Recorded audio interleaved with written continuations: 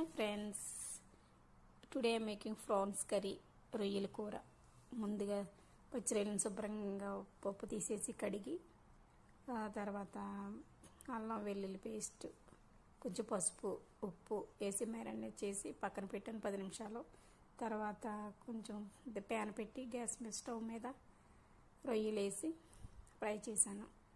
తర్వాత కాజు, ధనియాలు, కొబ్బరి, యాలకులు, చెక్క, మొగ్గ అన్నీ ఒక పౌడర్ కింద తయారు చేసి ముందుగా ప్యాన్ పెట్టి ఆయిల్ వేసి ఆవాలు, ఉల్లిపాయలు, పచ్చిమిరపకాయలు, కొంచెం పసుపు, అల్లం వెల్లుల్లి పేస్ట్, అది మనం పొడి చేసుకున్న పౌడరు, తర్వాత కారం వేసి రొయ్యలు వేసి కాసేపు కలిపి కొంచెం ఫ్రై చేశాను.